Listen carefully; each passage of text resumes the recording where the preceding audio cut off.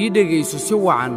ka yeel cudurkani midkii aad ugu dhowaan lahayd allaah ka yeel sababtii aad ugu laaban lahayd salaadda iyo xuska allaah ka yeel sababtii aad ku cafin lahayd kuwii ku dulmiyey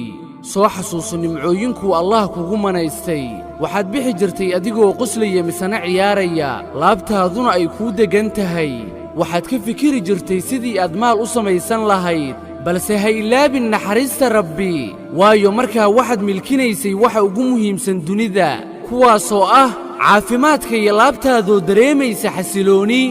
sideed noqotay hadda waxaad noqotay mid u xiisa asxaab uu jeclaa kuwaasi oo uusan booqan muddo kuwaasoo uusan xitaa ku salaami jirin gacanta inuu xabadka gelsho mooye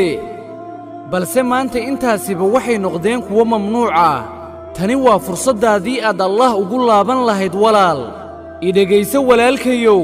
cudurkani inta badan waxaa loo helayaa xal balse adiga nafsaddaada ma u heshay xal adigu ma fahantay cashirka fariintayda walaal adiga ayay kugu socotaa ee u laabo allaah cudurkani waa fariin ka timid xagga allaah ee aynu u laabanno allaah inagoo towbad keennay oo aynu weyddiisanno dembidhaaf iyo raalli ahaanshaha allaah allaahumma innii acuudu bika min albarasi waaljunuuni waaljudaami wa min sayi'i alasqaam allow waxaan kaa magangelay baraska waalida juudaanka iyo xanuunnada kuwa ugu daran allah subxaanahu wa tacaala muusan soo dejin cudur ilaa wuxuu la soo dejiyey